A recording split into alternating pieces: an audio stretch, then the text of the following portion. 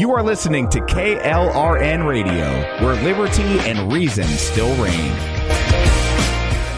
Hi, I'm Mike, founder of DollarShaveClub.com. What is DollarShaveClub.com? Well, for $1 a month, we send high-quality razors right to your door. Yeah, $1.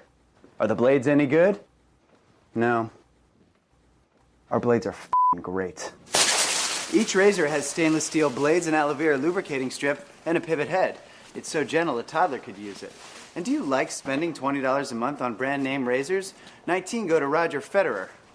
I'm good at tennis. And do you think your razor needs a vibrating handle, a flashlight, a back scratcher, and 10 blades?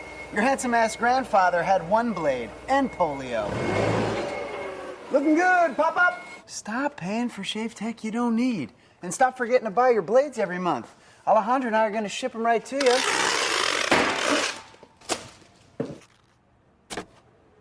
We're not just selling razors, we're also making new jobs. Alejandro, what were you doing last month? Not working. What are you doing now? Working. I'm no Vanderbilt, but this train makes hay. So stop forgetting to buy your blades every month and start deciding where you're going to stack all those dollar bills I'm saving you. We are DollarShaveClub.com, and the party is on. I know karate, I know jiu-jitsu, and drive like a gangster when I'm coming to see you, see you. See you, see you.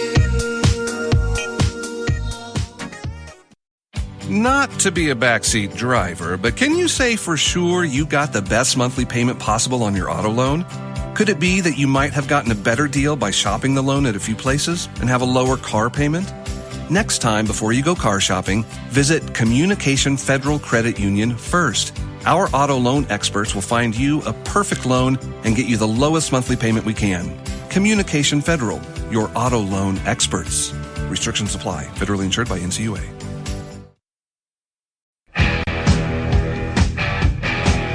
KLRN Radio has advertising rates available. We have rates to fit almost any budget. Contact us at advertising@klrnradio.com.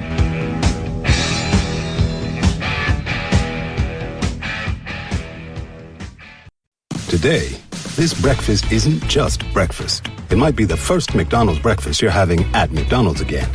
This lunch might be a weekly tradition you hadn't had in weeks.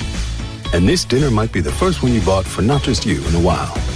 Whatever this order is for you, McDonald's will be here to take it. Get more of the chicken you love with a delicious McChicken sandwich for $1. And for an extra buck, add a refreshing Dr. Pepper. Dining rooms are starting to reopen in certain communities at participating McDonald's. Cannot be combined with any other offer or combo meal.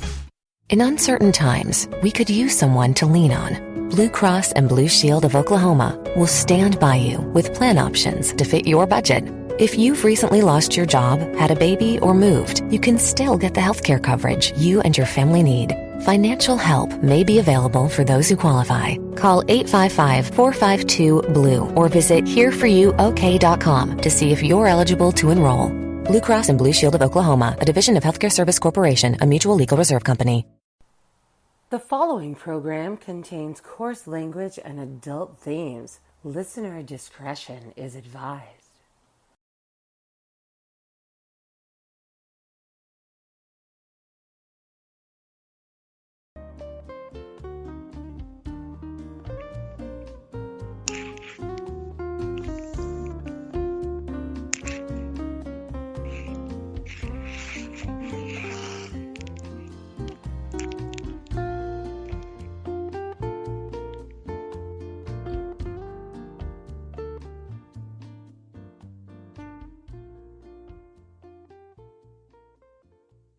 And welcome to another episode of The Cocktail Lounge.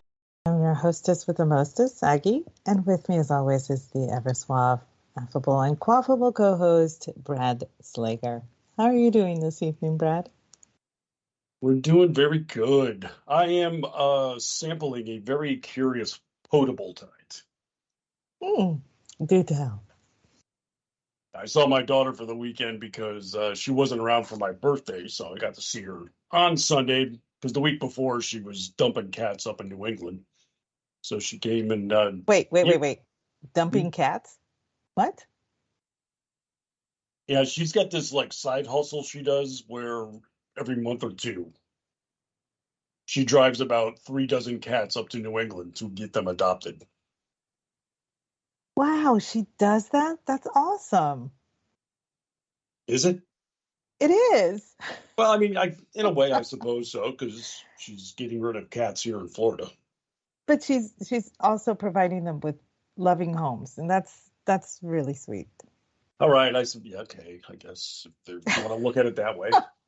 Yes, I do. I will die on that hill, and I'm not even a cat person. Yeah, I was talking to her about it because I don't know what, about a month or so ago, Luna got a cat. So she's, that's, oh my gosh, she's so beautiful. And then I told her my daughter's doing this. So I rang her up during her trip and I was like, so how's it going? Luna wants to know. So they were on the phone. And then she climbs in the back of the van where all the cages are at and she's shooting video. And Luna's pretty much squealing like you do at all the kitties. But yeah, I said, why do you have to do that? Like she goes to Maine, New Hampshire, Vermont. It's like, I'm sorry, don't they have cats up there? And she says no. No, I mean, Not believe it to or the not, degree that we do. the shutdown actually wreaked havoc with pet adoptions. So there's like empty pockets up north of, for adoptable pets. So Well, what she's doing God's work, okay? It has more to do with the environment because, it gets so damn cold up there that Yes, that too. that basically the cats hibernate. Where down here, they breed year round. They're getting to be like rabbits around here. So she's doing a favor for Florida and a favor for the Northeast. So cut her some slack. Well, no, I mean, she loves it. She's been doing this for a while now, and her job is cool enough where they give her the time off as needed. They'll schedule her ahead of time. Oh, you're going to be gone those 4 days. Okay. So basically, they make the trip up in one shot, trading driving duties while the other one sleeps. They get up there, and, the cats are already adopted.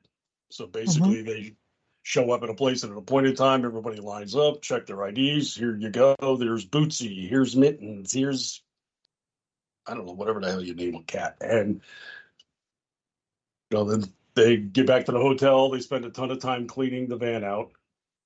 God forbid you catch me in there smelling that nonsense after a 30-hour truck ride. But, you let you stay 2 nights up there, check around town, do some shopping, yada, yada, and come home. But she came home with smoked maple cocktail mixer from Vermont. Mm-hmm. She knows her dad. She knows her dad well. Yeah, so I was like, oh, this is really interesting. So I, crack open a bottle and take a sample right there. Well, this thing is almost like pure smoke. You got to really hunt for the maple component here outside of its texture. So you mix a little bit of that with some bourbon. Basically, it's like half an ounce to a couple, maybe a shot and a half. I got about 4 ounces are going here. Really good. The smoke is definitely there, but when you mix it to that mixture, it kind of really cuts it down, and I'm actually starting to get a little bit of the maple coming through now. Oh, how cool. It's very interesting. I'll say that. It's different. I'm enjoying it, but I wouldn't have dreamed this. It's like smoked maple. Okay. But yeah, that stuff straight from the bottle, you're basically drinking a barbecue. I am not opposed to this. Oh, it's not bad. Not bad. It does sound kind of good. As they say. So how about yourself? You got to have a little bit of satisfaction going on over in your area there. I have had a wonderful time. I have a friend visiting, and she is not allowed to tweet out that she's here, but amongst us, and I can say it here because, they're not going to find out. But my friend, Alaskan Courtney, is here, and she has been staying with me for a few days. So we've been chilling out, just, not doing anything, just unwinding and enjoying being inside where it's warm as opposed to outside where it's not. Yeah, I think most of the country's in a frigid state at the moment to some degree. Yeah, the area that's not included is, Florida, but everybody else is cold. Well, we're going through a thermal crisis here.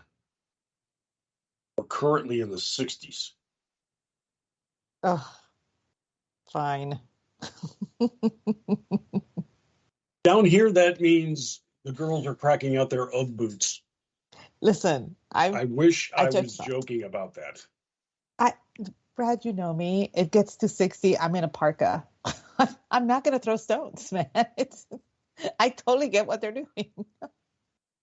Yeah, it is kind of funny down here because I love the cold. I'm probably going to be on the patio working in the morning and it's high 50s or low 60s. I might be out there in my shorts, but there's so many people here from the Caribbean. This is like throwing them for a loop. Like I went to the store today at 4:00 when it was 73 degrees and I saw 3 different people wearing ski caps. It's like there's not even a breeze out there. This is we can't help it. Okay, we can't. We can't help it. We're from the tropics. I cannot tell you. I remember in 2003, I was in Germany. They were having what they termed the worst heat wave of their lifetime, and I was like, I wish Texas was this cool in the summer. Oh yeah, they were in 85 degrees. Yeah, they were freaking out. They were completely freaking out. Celsius. It was in Fahrenheit, and they were, you people don't know what we have to endure. And I'm like, oh my God, just drink water. What is wrong with you? This morning, okay, I walked in 86 degrees to go get bagels. You'll get through this, hon. It's just. But that's the way. Everybody adapts differently. I remember, what was it? Was it like 3 or 4 years ago? They were having the polar vortex hitting the New England area. Yeah, that was the first time that I heard that. It's not the first time the term was used in meteorology and oceanography, but it was the first time that you saw it used with wild abandon on I blame the Weather Channel for this because they've kind of fostered this romanticism about severe weather. They're to the point now where they're starting to name winter storm systems up north. Yeah. I'm like, Blizzard Charlie is going to come in 3 days. Oh, shut up. Don't you have those every year, like multiple times, and you're to the point of naming them? And the polar vortex cracked me up too. This is completely different. I go, then what? You've had snow and heavy snow, I think, since forever. I still crack up. It was like some guy from Good Morning America, one of those shows. He's in the street and, he's trying to do the Jim Cantori thing, but with snow. And he's got like 5 layers of northern face gear on, and he's pulling down his mask so he can talk into the microphone and then putting it back up. And it's just, people do not want to be. And while he's talking about these deathly conditions, a guy comes walking by behind him wearing a suit coat and a briefcase.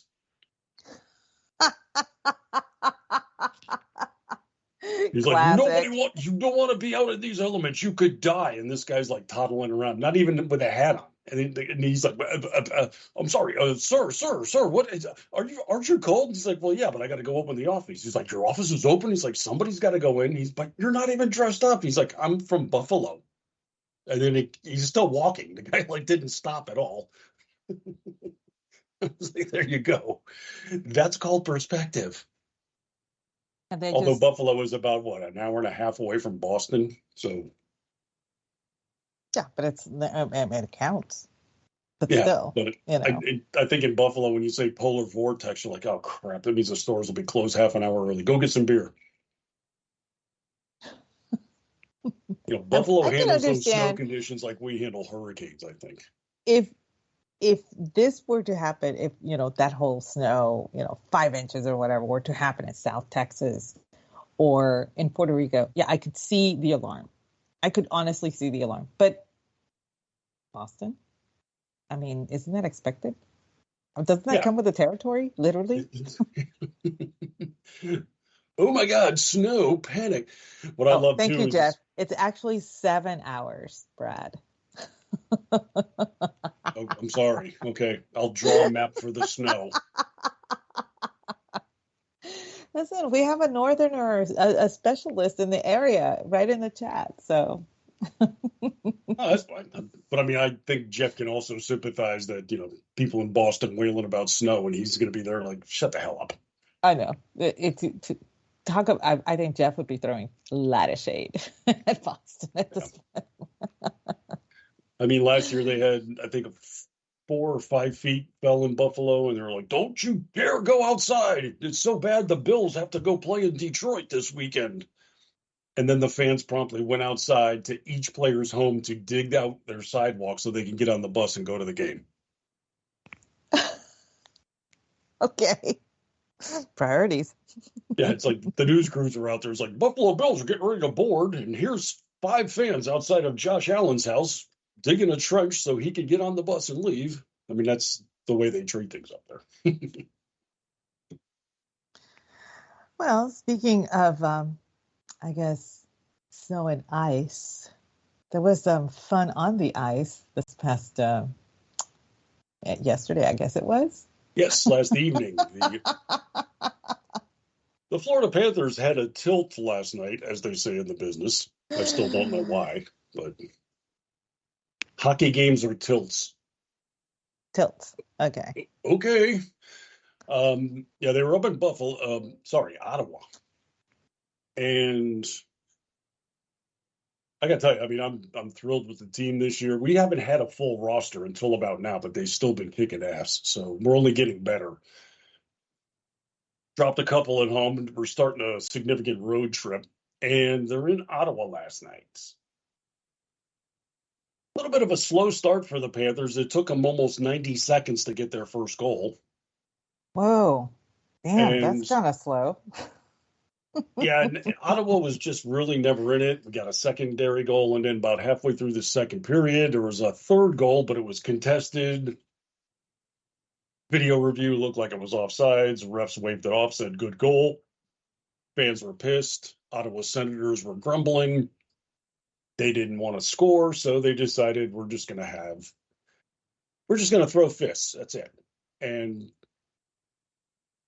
the Florida Panthers are kind of a team like, we want to skate, we want to score, we want to shoot. Oh, you want to fight? Cool. Okay, let's do it. And, they don't start fights in Florida, but they do finish them.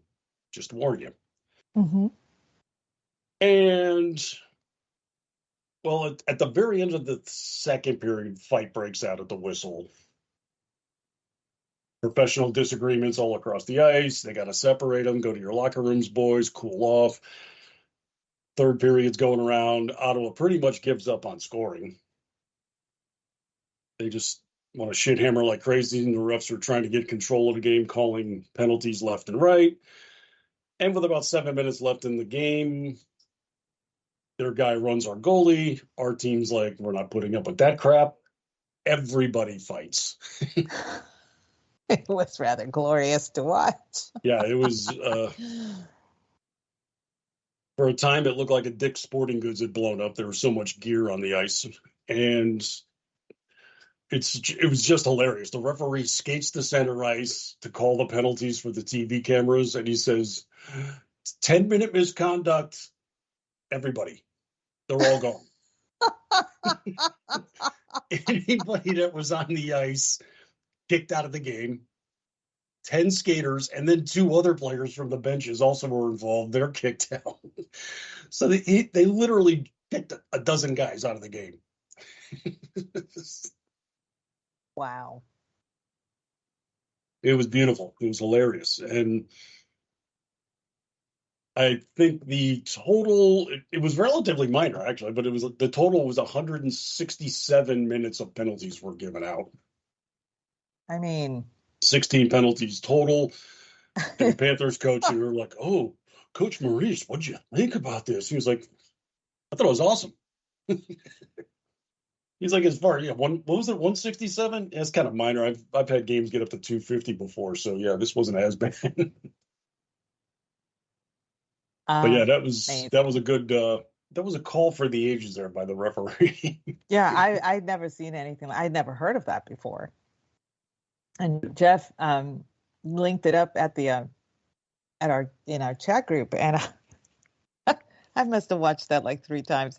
And the lady's face was just precious. She's like, I don't have time for this shit. Well, I think was that the Kachuk brothers? I think it was their grandmother. Yes. She's So it's like we got Matthew Kachuk on the Panthers, Brady Kachuk is on the Senators. Brady, like, meanwhile, was the one who started the final melee, by the way, I should say. That little fucker. But, it was glorious. no, the two of them are actually hilarious together. They just have so much fun. And Brady was actually helping his brother during the Stanley Cup Finals because Matthew Kachuk was so beaten up he couldn't even get undressed after games. Oh wow! Like God. Brady would say, he's like, I have no idea what the hell he's doing on the ice.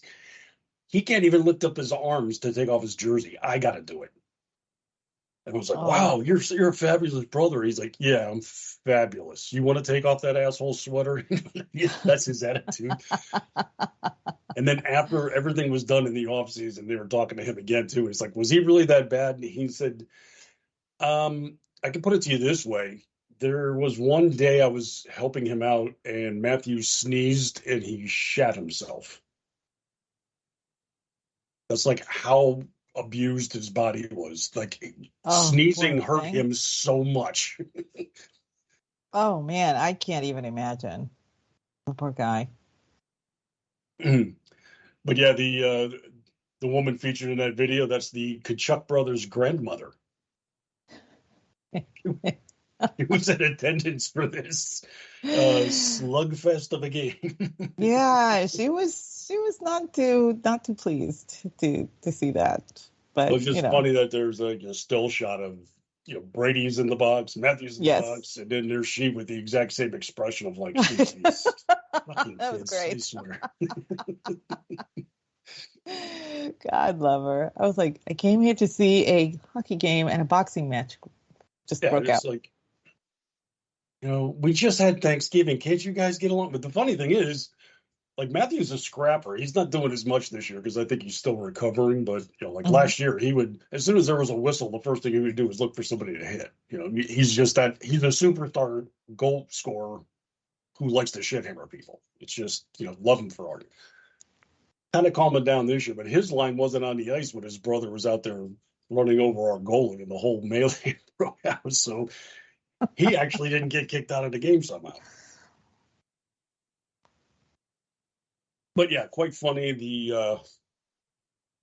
It's not too often anymore that you see the entire team get kicked out. It used to be in the old days, you'd have these, but the league is really kind of stepping on fighting. And there were times, like where there'd be a face-off, and you'd see two guys, they're bent over with their stick on the ice, but they're just chirping at each other. And as soon as the puck drops, boom, gloves hit the ice and they start swinging for whatever reason. They got bad beef from probably like 4 years ago. And it's like, oh, hey, look at this pussy showed up. He's like, what's going on, baby raper? We're going to throw? You going to do it? Let's go.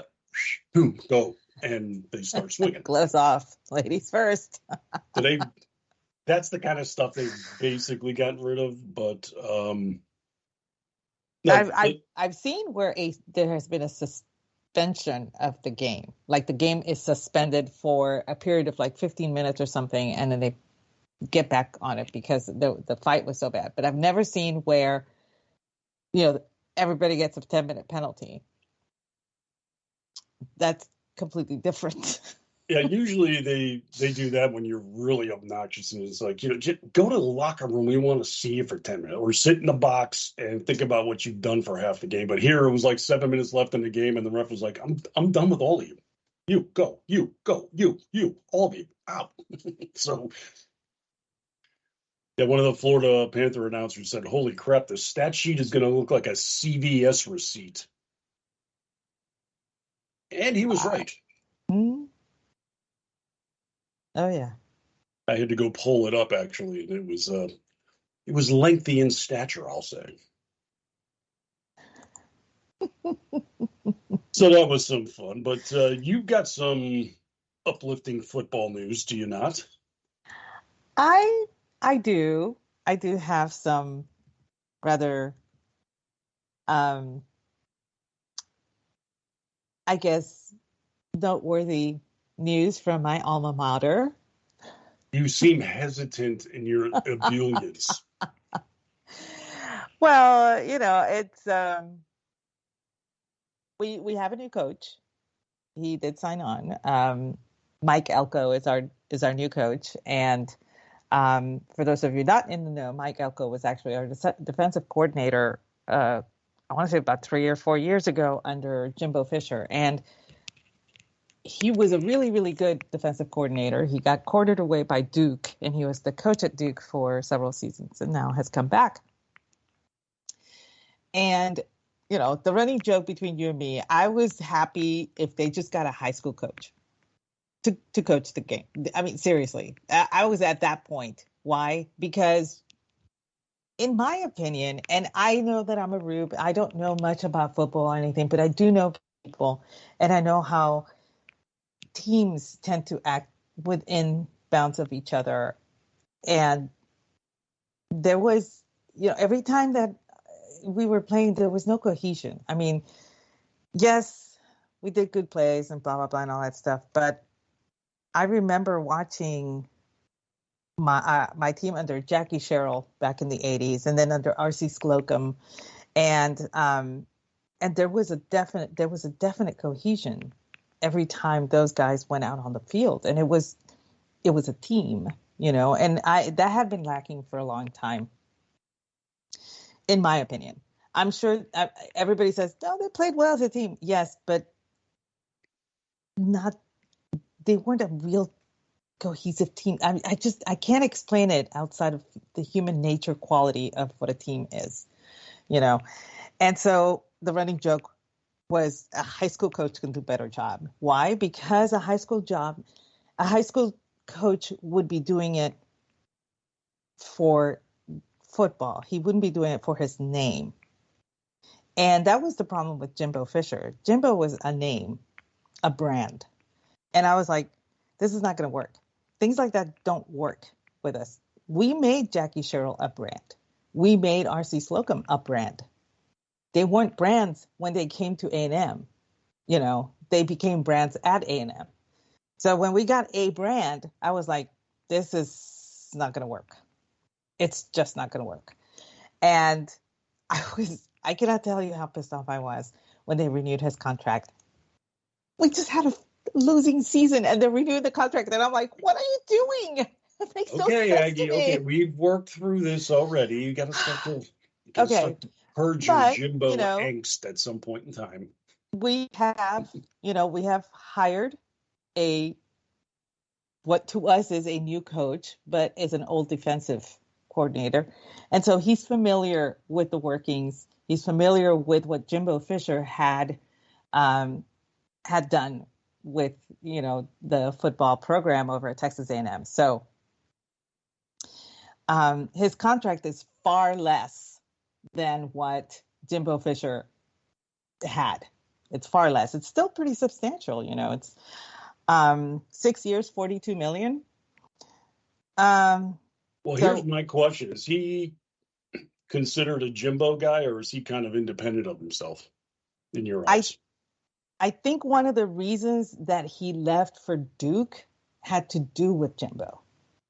He never disrespected Jimbo Fisher. He worked well with Jimbo Fisher because Jimbo Fisher let him do what he wanted as a defensive coordinator. So I don't think there's rancor there, but I think he knew that he couldn't grow under Jimbo Fisher. And that's why he left. Because at the time, he was doing great things with our defensive team. Our defense was really good. Our offense needed work, but our defense was solid.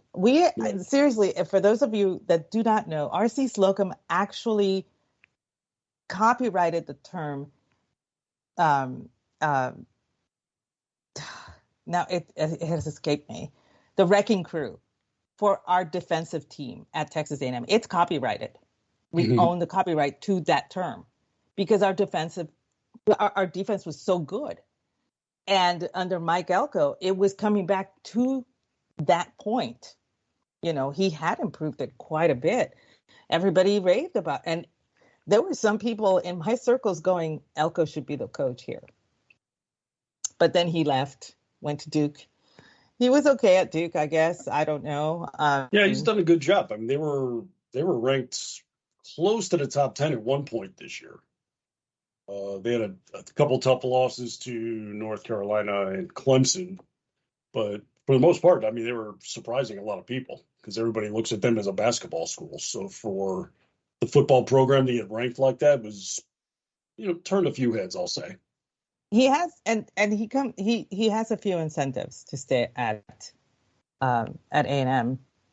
His contract, like I said, is 6 years. He could get a buyout at 75% the first 3 years, between year 1 and 3. And then years 4 to 6 is 80% of the contract's remaining value. And he gets $11 million for the staff, to hire really good staff. And he gets some incentives. He can get a bonus if he's named SEC Coach of the Year, if he gets a National Coach of the Year award, if we get a SEC championship game, and he gets postseason incentives as well. And and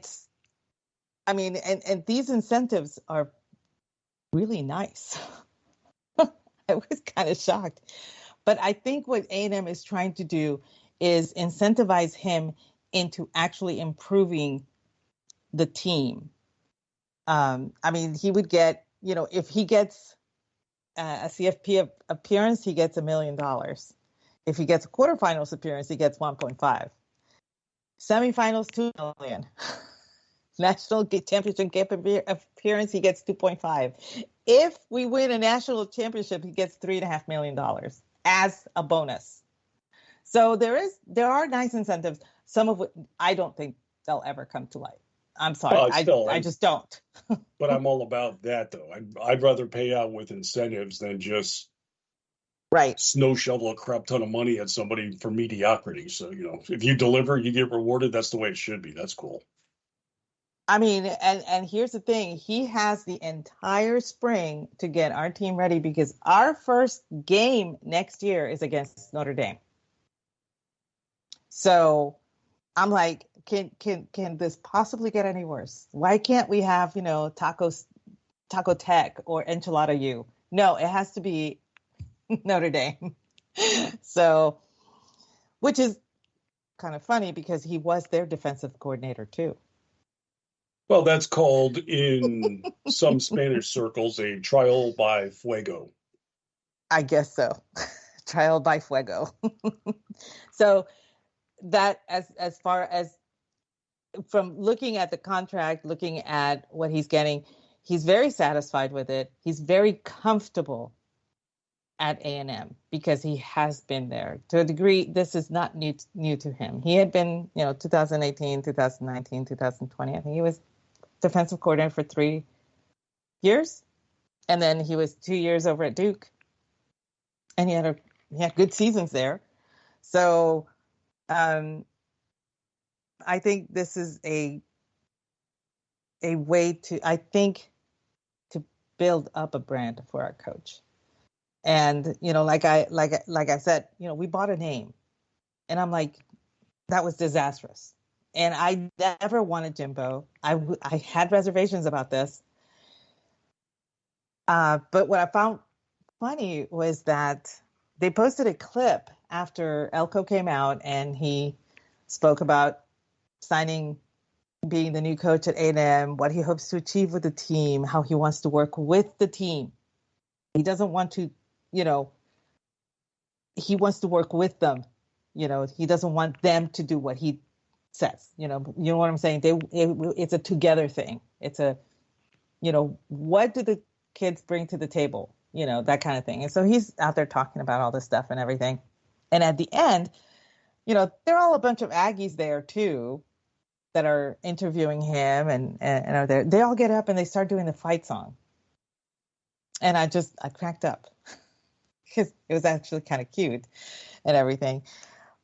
But I found that the person that posted that clip was doing so disparagingly and saying, A&M has no chance, they're, blah, blah, blah. And they were actually talking really bad about Mike Elko. And I'm like, I can see you guys talking bad about Jimbo Fisher.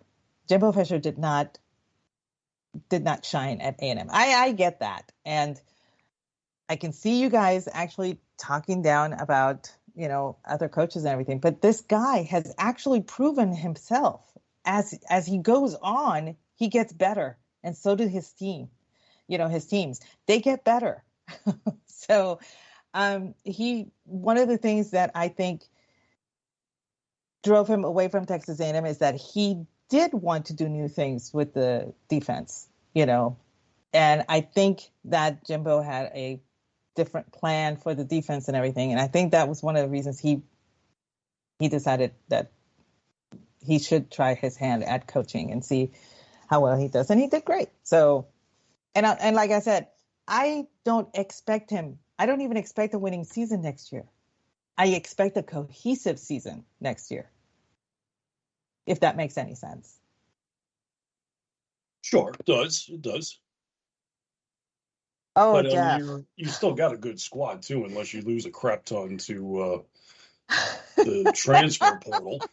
But yes, that's true. But, interestingly enough, there were some of our players were ready to go through the transfer portal and have decided not to, with the news that Mike Elko was coming. So, we don't know. You never know what could change, that's so. And thank you, Jeff, for posting a picture of the Notre Dame quarterback into the chat. I really appreciate it. Yeesh. Yes, you do. Yeah, he's too young for me. Obviously, he could be my kid. But I mean, the dude does not look like a metrosexual. I will say that. And he wears flannel like you would not believe. I mean, I'm looking at Paul Bunyan. Okay. Well, Florida actually had a very interesting Black Friday. We had the Miami Hurricanes play at noon and actually kicked ass, took care of Boston College. And then I'm trying to figure out the eligibility still in the NCAA because it makes no sense anymore. Our quarterback is in his 4th year of eligibility. I think it's his 6th year in college. And he's entering the transfer portal today. So, what? Yeah. Go figure that. But he's he's good. I don't know if anybody's going to snap him up necessarily though, because he's for one, injury prone.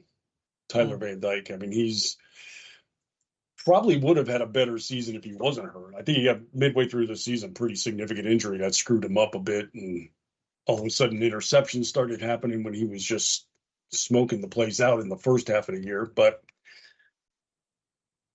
took care of business. We're bowl eligible. I don't know. We're going to maybe the Cinnabon Bowl or something like that, whatever that's something comparable this year. Then the Miami Dolphins played a Black Friday game for the NFL against the New York Jets. This game was hilarious. Holy crap. The Jets are just an absolute mess. There's no other way to say. I think they went some span with like 4 straight games without scoring an offensive touchdown. Oh, my. Yeah. Something ridiculous. Like it was like I forget how many, it was like 17 quarters without a touchdown scored or something like that. And Miami's taking care of business pretty much. They're on the road. It's kind of cold, a little bit of weather conditions, but they were still holding up their own. It's late in the first half. Miami's got a decent enough lead, and they got the ball. And then Tua throws an interception that goes for a pick six. There was like less than 2 minutes to go. They're trying to drive down and add some points, and turns it over, touchdown. Jets miss the extra point, give the ball back to Miami. We start to try another drive. He throws another interception with a few seconds left on the clock. So the Jets are in midfield, and they're like, yeah, heave it, chuck it, do it, throw it, man. So they call the play, throws for the end zone. We intercept right at the goal line, start running it out, and it is just like open field. There's nobody. Our guy's going, and all of a sudden people are like, oh, hell, is he going to do it? Starts to encounter players like around the 20, puts a bit of move on a quarterback who ends up looking like a fool, and he trots in for a touchdown. Miami kicks the PAT. They go into the locker room. Now, the New York Jets have like a catalog of screw-up plays in their history. Like, you've heard of the butt fumble?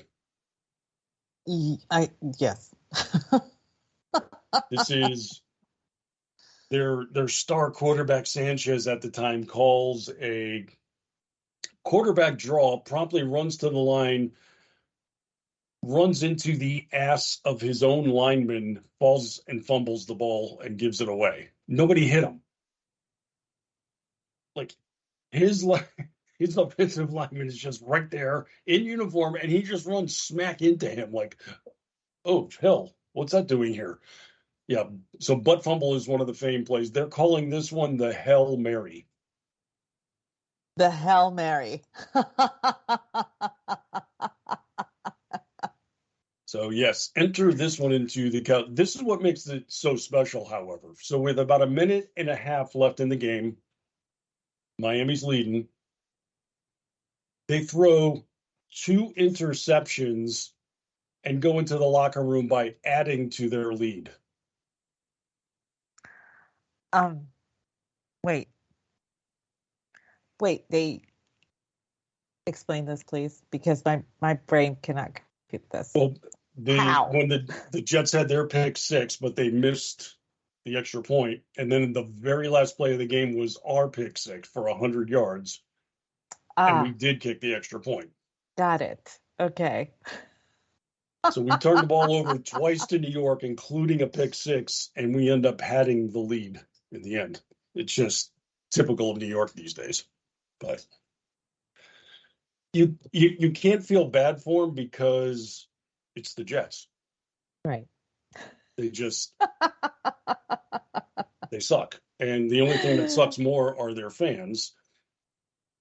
And I can say this with authority because I live in South Florida. Yeah, they do have a history. Although every fan base has their issues, I have to say. There are very few fan bases where the entire fan base, that's my thing. Oh, no, not the entire fan base. Okay, I'll shut up now. Yeah. I will be quiet. They're all idiots, It's like you go to a bar and they're in there and it's Jets, Jets, Jets, Jets. All right, guys, let's see you handle a 5-letter word. Fuck you. That was 4 and 3. Fail. Sorry. They're just that. That's the way they always are. There's a few that are kind of quiet. They're not too bad, but who can tell because they get lost in the crowd. I mean, I've been to games before where it's like the first quarter and they start cheering and high-fiving during a punt. Oh. I mean, their guy kicked it. It's like, yes, he called a fair catch. J-E-T. Shut up. Listen, I can't throw any. There was a time back in its infancy where Texas A&M was so bad that we have a tradition that we kiss our dates every time the Aggies score. So the Aggies score, we score. Well, the team was so bad that we would actually kiss on the first down if we got a first down. This was back in the 30s. So we've improved a little bit since then, though. But I mean, everybody's got their bad ones, but the Jets in particular, yeah, there's like a low tolerance for them anymore around here. I will say the other night we were out and I did meet a decent one. I was saw a friend of mine at the tavern, so I go over and talking to him about the Panthers and such, and he introduced me to his friend who's also a Panther fan, but was wearing a Jets gear for the game itself, and I was like, oh, you're actually one of the cool ones. All right, got it. There is one out there. But it's been, we had a good weekend that way.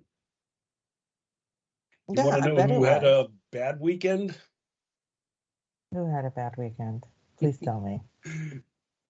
An individual by the name of Karen Jacobson over at Deadspin. Oh, that poor guy. What? I'm kidding. Karen Phillips. Actually, thanks to Jeff, I found out a little bit more about the incident, and I'm hoping that the kid's family sues this dude over at Deadspin. Oh, there's a lot of that. Let me just start by saying the writer's name is spelled Carron. I think it's deeply significant that it's pronounced Karen. Just to give you an indication of things. Secondly, I will point out this individual is a person of color, and I'm not saying that to be racist, but because it's significant to the story. Karen Phillips had a message for the NFL in regards to something he saw during the Kansas City Chiefs game this weekend.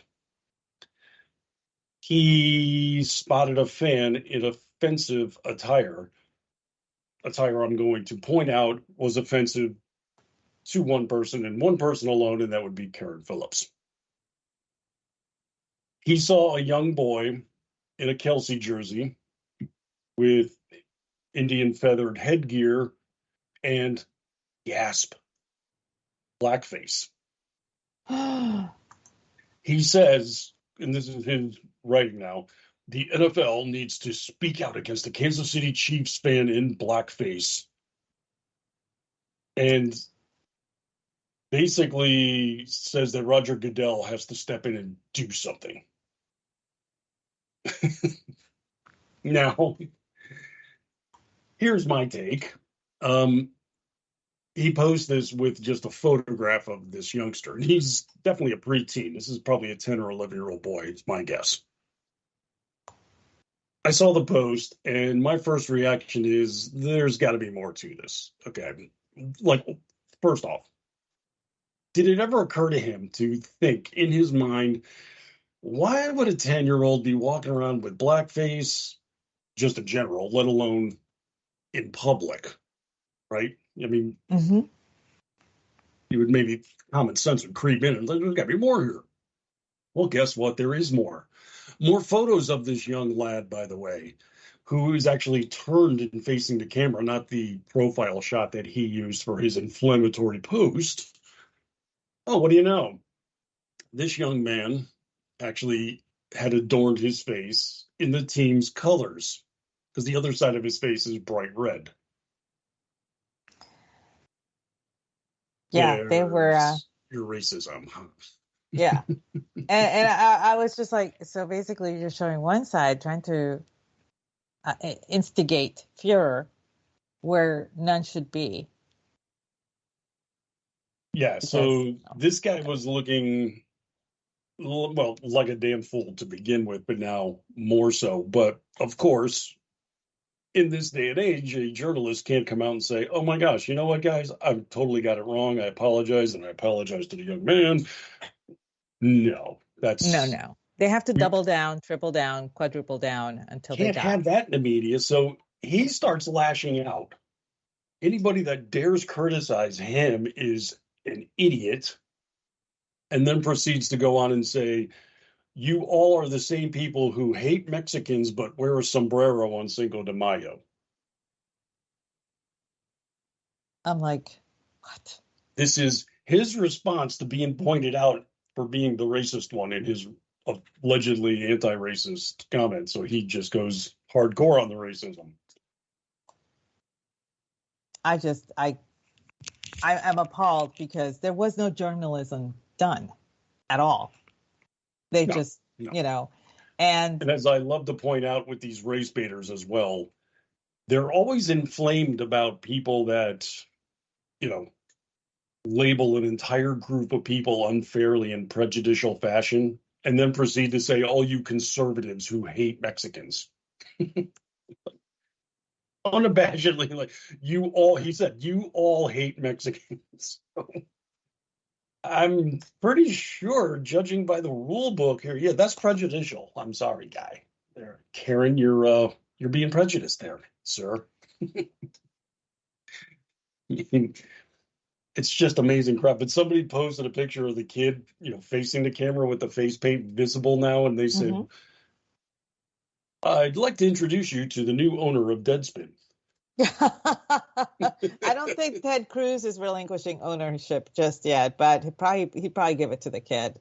Just saying. I don't know if anybody remembers that, but Ted Cruz, Deadspin actually posted out, we will pay anybody if you can provide a picture of Ted Cruz playing basketball for Duke, right? So Ted Cruz sent one.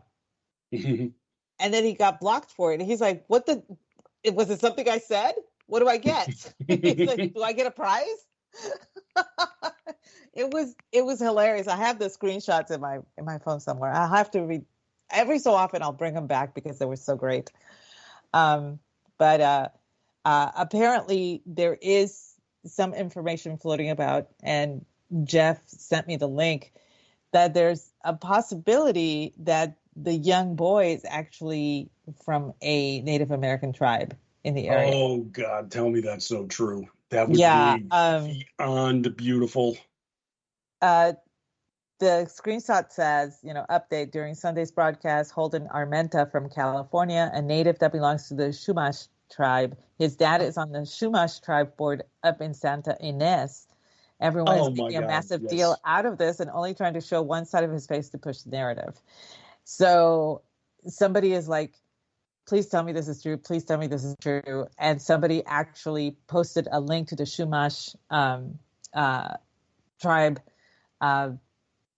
the actual official website of the Chumash tribe. And apparently the Armenta family is very active in the Chumash tribe. So it might be that this kid is actually Native American on top of that. So if so, I'm just like, if I were Deadspin, I would just close up shop. I mean, they never actually recovered from the damage that Ted Cruz inflicted that day. And ever since then, they have just been a left-wing. I don't even, what do they do? Because it's not sports anymore. They just look for, racism and everything. Go back about 5 years ago. Deadspin was known for, really sharp, snarky sports coverage as well as cultural stuff, movies and stuff like that. They were, basically, they drove the show. In fact, I think they might have been the ones that originated the term ratio on Twitter, for when you really get smoked by comments for being stupid. Yeah, I believe that's what idiots. happened. So, and then they started to run into some trouble financially. There was some new ownership, and they started to put the clamps on a lot of the ancillary stuff. We want to focus entirely on sports, because basically what they were doing was selling ad to sports-specific entities, and they wanted to be seen by sports fans and cater to them, not, people who watch movies or, whoever's watching Doctor Who tonight and having a watch-a-thon and stuff like that. They wanted to tamp down on that stuff. And basically they had a staff revolt, which I found to be kind of hilarious, that a sports website had staff that was mad they were being told to cover sports. Yeah, I But thought that was pretty epic. yeah, a bunch of writers walked out, and then the editors walked out, and then basically everybody walked out. They had some like really great podcasts that were popular and stuff, and the last podcast on one of them said, "Yeah, this might be our last one. I'm not sure. We're all going to the bar after we record because there's a big meeting of all the people that quit." And that was Oh, it. Lord. So yeah, that kind of melted down. Then they reconstituted themselves and they brought a bunch of writers back in, and they didn't learn their lesson. They were like hyper left wing over there. Case in Extremely. point, was it like 3 seasons ago when the Dolphins hired Mike McCarthy from the 49ers for the head coach, who's doing a fantastic job. We love him down here. The guy's great, hilarious, and he's the only head coach in the NFL that wears clam diggers on the sideline. Oh, yeah. Nobody knows why. And it It's a just fits his fashion statement. personality. It's It's him. like it's like, what's his name? Peyton Stewart out on the golf course. He was the only one that wore knickers. I mean, it's that. That's his brand. So yeah. But when they hired him, Deadspin puts out an article about how, oh, here we go again, just a revolving door of white coaches who are underqualified getting jobs. What? Well, one, he'd been in the league like 10 years and was regarded as a coaching mastermind. Two, not stupid like this guy implied, given that he comes out of the Ivy League. Guy graduated Yale. Okay.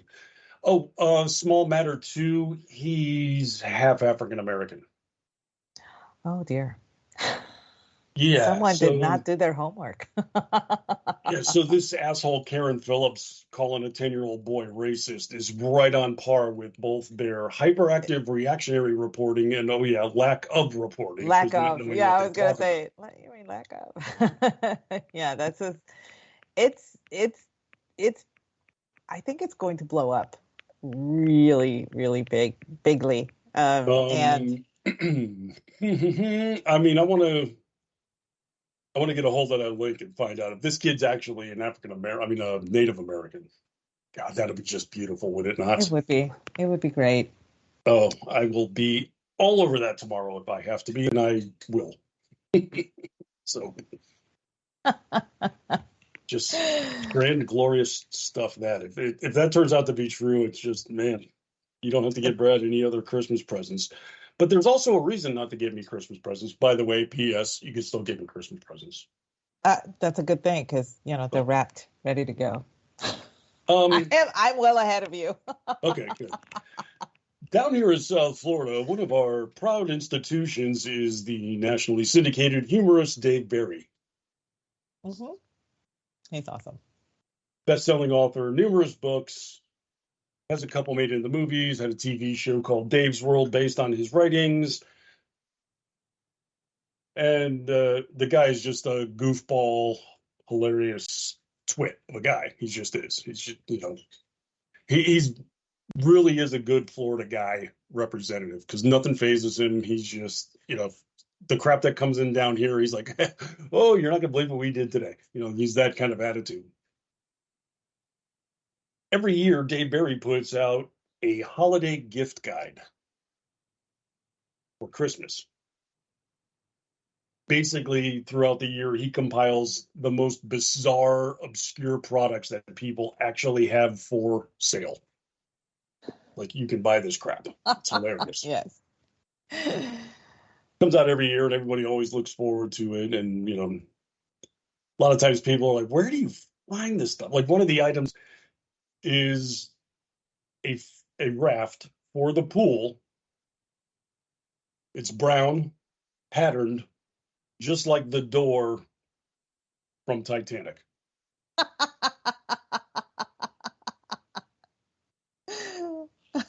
That's a thing, and you could buy it.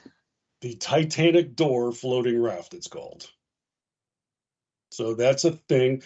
There's another that's called the Beer Puppeteer. I'm unclear of the need for this, but there's a lot of things about this I'm unclear. It's basically a couple pieces of wood that are angled out above your head, strings hang down, 4 of which hold a wooden platform with a hole cut through it, of which you can slide then a 16-ounce wheat beer glass. The strings come down that you handle with two wooden paddles, so you can tilt this into your mouth so you can drink beer. Oh, for goodness sake. I don't understand the purpose of this. I also don't understand how building materials here that probably cost about $4.50. This goes for $125 to $270 plus shipping. I'll pass. Don't know that. But one item in particular I want to call attention to, it's called the Squallet.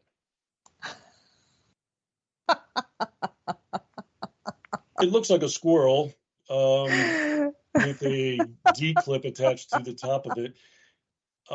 He was tipped off about this by some asshole, let's see, suggested by Brad Slater of Coral Springs, Florida. I made the gift guide this year. I'm not even kidding. When I saw the headline, you sent me the link. I saw the headline. I was like, oh my God. Because it's mentioned in the headline. Now, a few of you might be saying to yourselves, what the heck is a squallet, Brad? A squallet is basically you guys do not want to know. Taxidermied squirrel that has a zipper in its stomach area for you to carry around your personal items, such as a phone and credit cards. It's a wallet made from a squirrel's pelt. And they leave the head on, and they leave the tail on. Yes, it's full-bodied. It looks a little deflated until you actually put stuff in it, but yeah, this is a thing.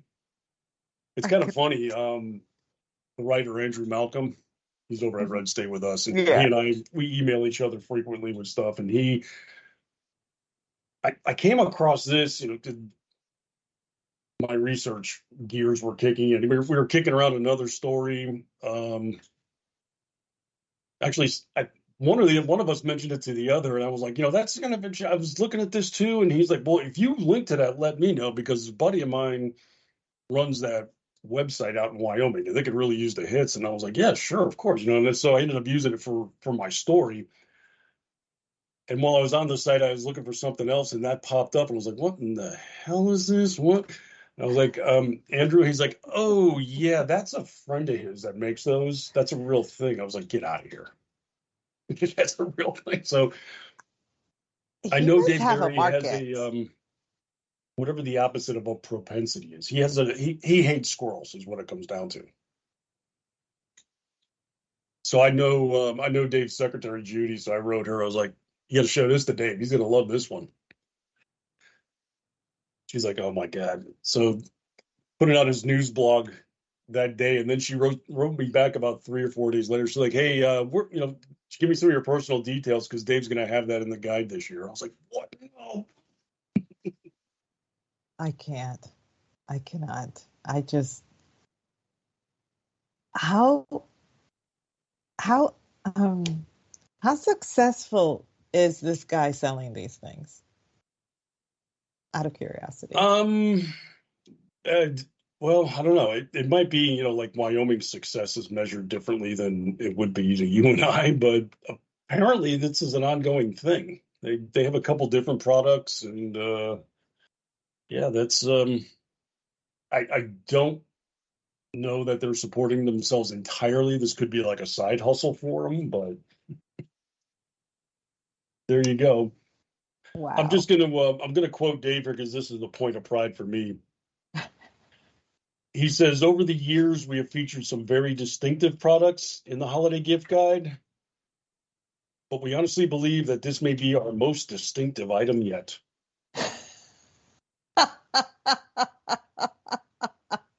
So I've got that going for me, which is nice. That is very nice. You did it. You got it on Dave's list. This is awesome. I can't. I'm just like, wow. I still freak out over that. But, I mean, even squirrels aside, that is still not the strangest, weirdest story that we discussed today. Oh no, what was?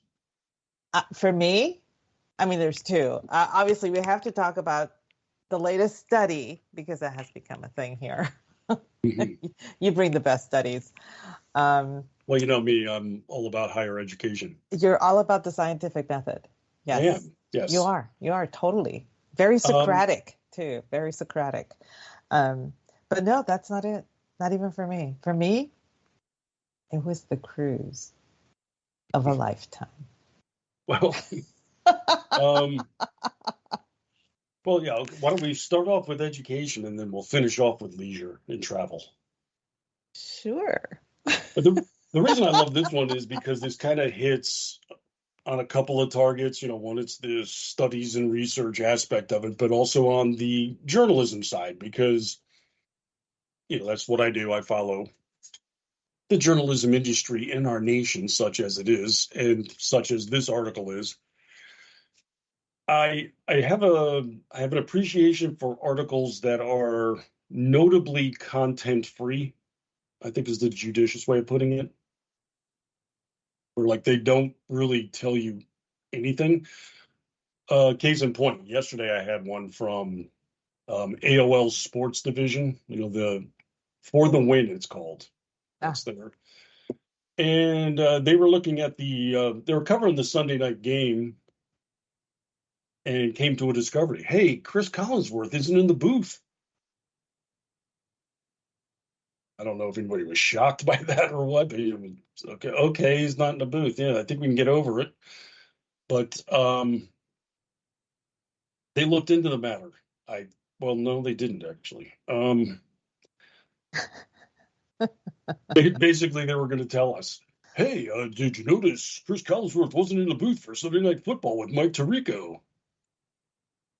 And the headline actually says why he wasn't in the booth. So you're thinking with that kind of headline, right? Mm-hmm. Oh, they're going to explain to us why he wasn't in the headline. Why wasn't in the booth? What's, you know, the headline says they're going to tell us. So I can't wait for them to tell us. Basically, they came after a couple paragraphs to the conclusion of we don't know. They made this brouhaha and they don't know. What? Yeah, it was, you know, hey, want to find out why Collinsworth? Well, don't read the article because, hey, hold on. You said you were going to tell us. It's like, that's not even clickbait. That's just stupid lying, right? So they said, oh, you might have noticed it's former NFL head coach Jason Garrett. And you're probably wondering why Garrett's over Collinsworth tonight. We don't have a definitive answer. Well, thank you for that. Well, here's the thing. Most people don't like Chris Collinsworth. So my guess is that most people I get that. You know, I live with Bills fans. They hate him because he hates them. And it's just a thing. But they go through all of this. It's like us and Lee Corso. Lee Corso cannot stand Texas A&M, and he absolutely loathed every single time that he had to be at an Aggie game. And we were like, you know what? We don't like you either. Sucks to be you right now. But I think my favorite about this was all they did was just speculate. It's like, well, maybe because it was Thanksgiving and he's with the family. Maybe he already did the Thursday game, didn't want to work, but we don't really know. And then he closes out by saying, there you have it. But here's the thing. We don't have Why was anything. it so important to know? You didn't give us, there you have it. You actually said, we have no definitive idea. There you have it. Oh, freak out of here, you sons of bitches. Well, anyway, the scientific study is how bad is it if you pee in the shower? Here's what experts say. They have experts about taking a leak in the shower. Oh, Lord. And they go through like quite a bit of a preamble here as far as, you're probably thinking it's just fine to urinate in the shower, right? Uh-oh. Sounds like it's not. What do we do? Oh, for goodness sake.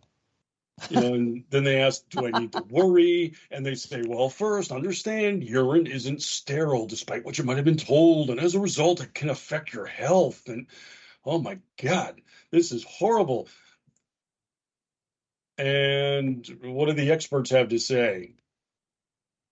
One of them tells people you should urinate in the shower if you want to. I always thought, I mean, kids do it all the time. Let's face it. Kids will do it. It's the adults that have kind of a block with it. But the thing is, it's going down the drain. Yeah. You're literally washing it off of your body if it gets on the body. You still have soap and water available, I never understood why it was. First of all, I don't understand why this needs a study. And second of all, I mean, you have soap and water. What's the big deal? I just never understood that. But urine has bacteria, and soap fights bacteria, and I'm totally soaking wet, and it's running off of me anyway, and we're taking care. Yeah, so basically it all comes down to, go ahead and be in the shower. I'm trying to make it, I'm trying to see the logic in it. And yes, it has bacteria. And so does your skin. Your saliva has a plethora of stuff that could possibly that will infect and kill another human being. So just don't spit in the shower. You can piss around all you want. Write your name on the wall. Go ahead. Go nuts. Just don't spit. I don't know. I never thought that it was a weird thing. I mean, I don't think that it deserved to be studied or have a grant attributed to it for the study. And we need to come up with some way to get a grant. I mean, people do it for the stupidest things all the time. There's got to be something out there for KLRN to do. I'm pretty convinced this is the case where the writer had basically written the entire article out and then started contacting the experts for filler, and then they were like, yeah, go pee in the shower. What do I care? Nothing's going to happen. Go for it. Literally, it closes by saying this. The main takeaway, bottom line, peeing in the shower is usually okay. Then what was with your 75 paragraphs of hype and hysteria about bacteria killing us, you jackass? I don't know. I'm trying to figure out in my head, of course, this is where I go with my journalism mind, is, okay, you maybe had concocted this, but how did you sell this to an editor and then they agreed to it? I don't know. Hey, boss, I got an idea. I'm going to look into the dangers of peeing in the shower. What, do you not have a newspaper? Open the book up. Do some work. What are you talking about, peeing in the shower?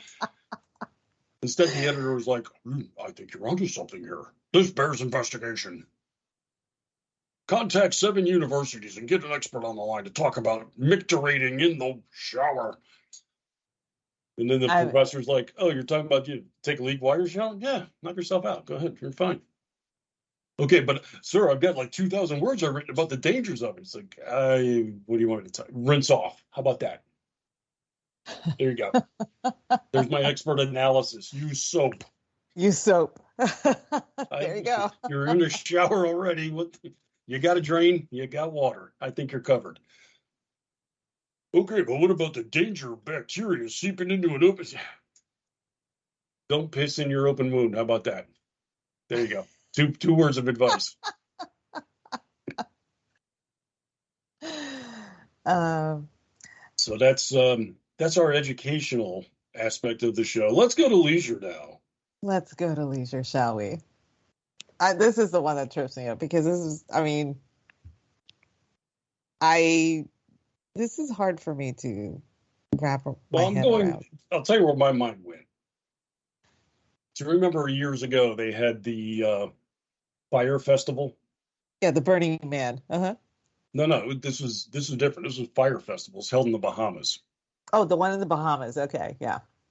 This is when like a few hundred online influencers were invited out to an exclusive foray in the Bahamas with top bands playing, and They were going to have deluxe accommodations and 5-star food, and it was, only for the special people. Yes. It was very hoity-toity. You had to have a And lot of money to attend. and if you haven't seen either of them yet, there's like 2 competing documentaries about this. I think one's on Netflix and another was on Hulu, I want to say. So seek those out. They're well worth the watch. It's hilarious. Because these people are all, taking selfies and videos of themselves. Hey, just landed in the Bahamas. We're going to get ready. We're going to Firefest. Look at me. And then they get out there and it was a complete shit show. They were like, some of them were going to stay in tents. The others didn't even have them. The food they were giving them was like in styrofoam, and it was like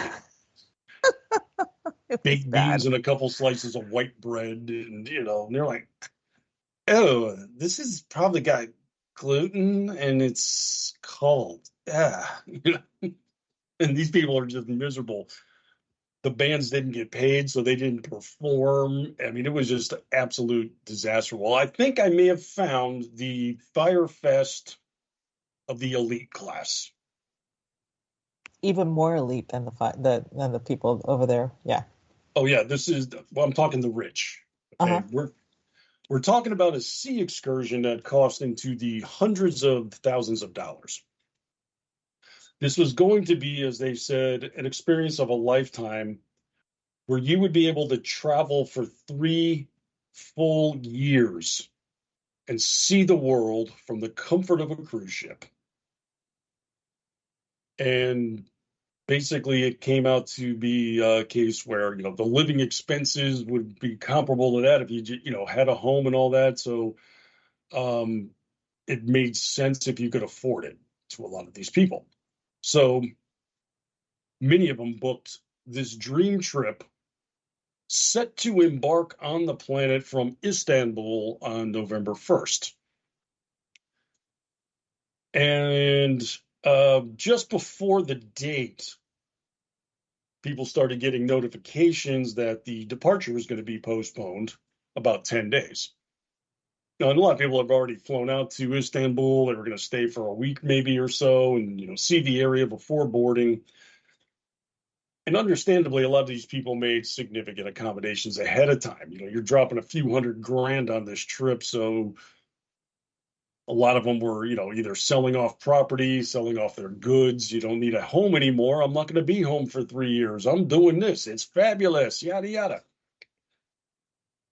November 11 rolls around, and there was another relocation of the date and also the departure area. Now they were going to leave from the Netherlands in Amsterdam. So now these people had to find a way from Istanbul to Amsterdam. And then the departure from Amsterdam was again delayed.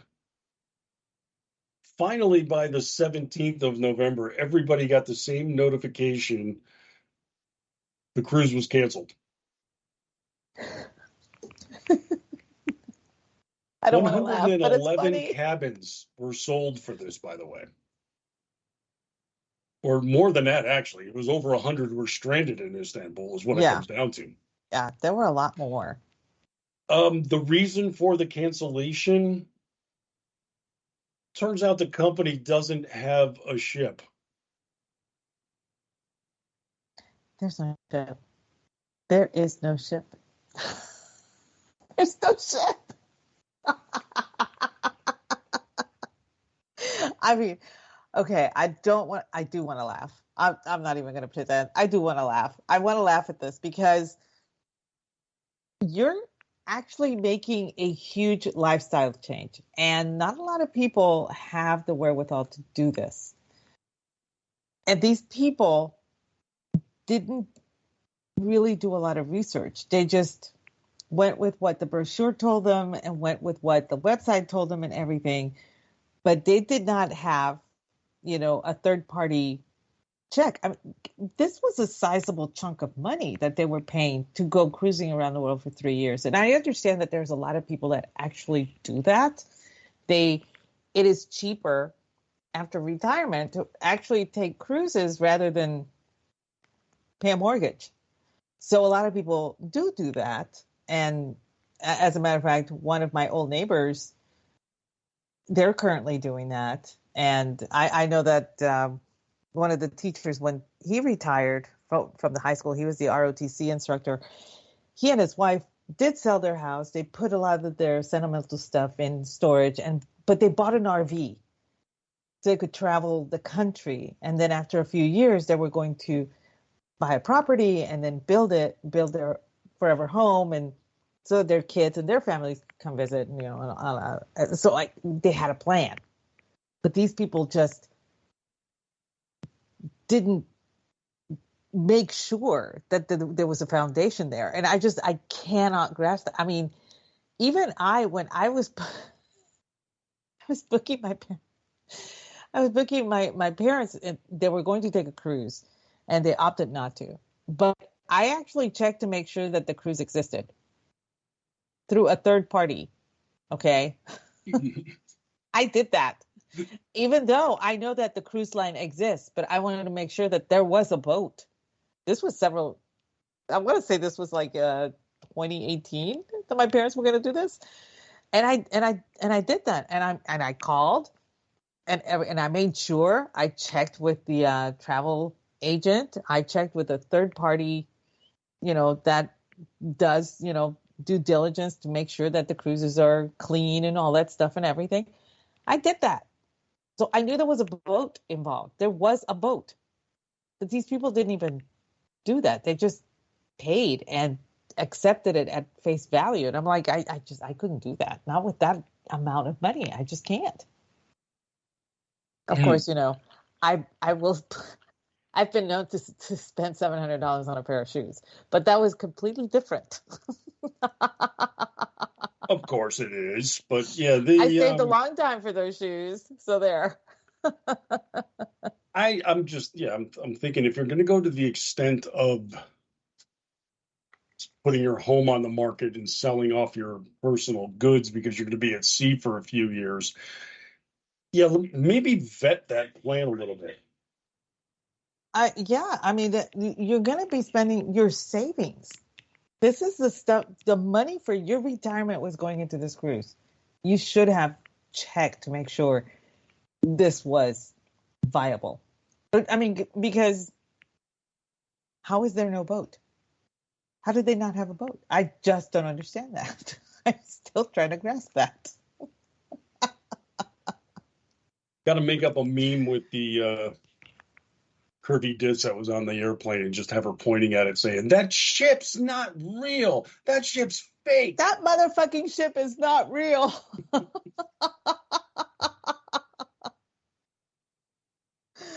I mean, I don't know. I mean, I just can't. I don't, but okay.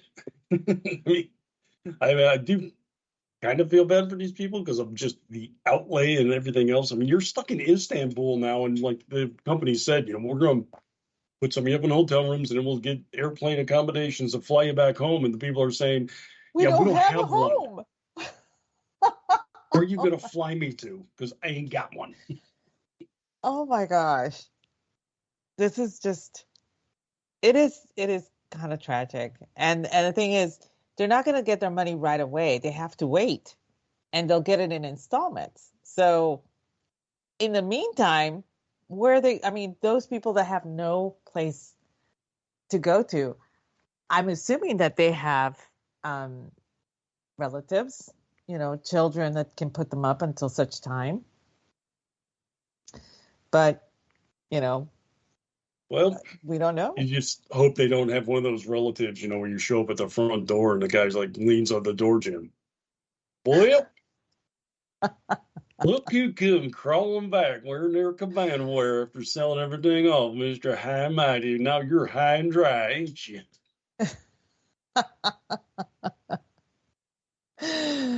Oh, man. Just incredible. Well, I think we've filled our allotment here, and we had nothing but happy sports news, largely because we avoided the Alabama Crimson Tide game from this weekend. What the living hell went on there? Give me a break with these guys. Jeez. They Oh, were you're gonna down. They make were Mike losing the mad. Iron Bowl. They were losing to Auburn of all teams. And then they drive down and would they have like a 4th and 31 from 4th and goal from the 31. They're dead in the water. And the thing that pissed me off about that play the most is they run it. Auburn rushed 2 guys. All 9 defenders dropped back. And they still had a receiver get behind them in the end zone for the winning catch. I mean, how about this? All right, full disclosure, I'm not a defensive coordinator, but post 2 guys in the back of the end zone for a starter. Then post 2 guys on the goal line. That would have Then made take sense. the other 5 guys to play zone in front of them. You know, Okay? And then back up if anybody gets behind you. I'm just saying you would have done a better job. Just, I swear. It's like, man.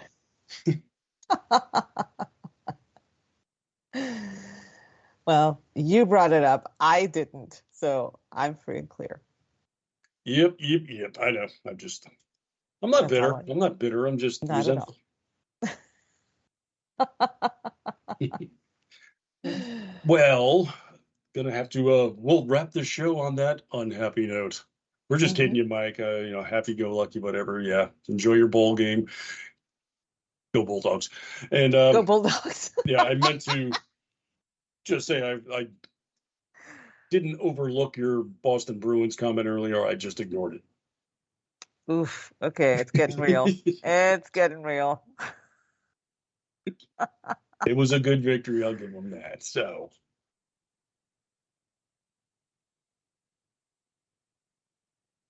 Well, I guess we should say our good night. So, Mhm. Brad, Mhm.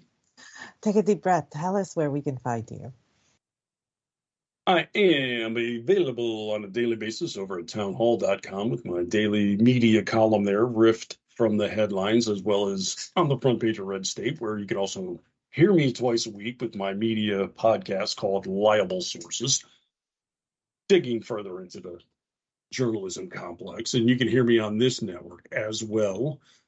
Thursday night, I'm going to be here with Ordy Packard, guiding you through the important information from the entertainment spectrum on the culture shift. And alternate Thursdays, I'm joined by Paul Young from ScreenRant.com. We go through the dark side of Hollywood and bad movies on disasters in the making. Here every Tuesday at 8:30 with yourself. And then if you need more of me than that, and let's face it, you do, you head over to Jitter, and I am at Martini Shark. And what about you, Aggie? Where can people find more of your magnificence? I always crack up with shitter. Well, you can find me at Aggie Rican and at Aggie the Barkeep over on X. You can find me 8:30 p.m. Eastern Tuesday nights doing the Cocktail Lounge with the Ever Suave You. On Friday nights, also at 8:30 p.m. Eastern, doing He Said, She Said, of late with our awesome producer, Rick. Once a month, the last Wednesday of every month, we do Toxic Masculinity, 8 p.m. Eastern. And that is, I join the guys, G, Ordy, and Rick, and we do a roundtable with the Babe of the Month.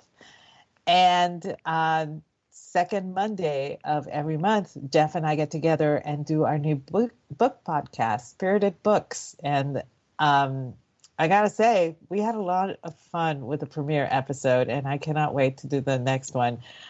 I got a great book recommendation from our friend, Right Wing Nutjob, at Stick Elliott over on X, and I can't wait. I'm starting reading it tomorrow, and I am so jazzed. It is so me, such a me book. So yeah, it's been a lot of fun. Thanks so much, you guys, for joining us tonight, and we hope you have a lovely evening. And go raise a glass and look at the ceiling.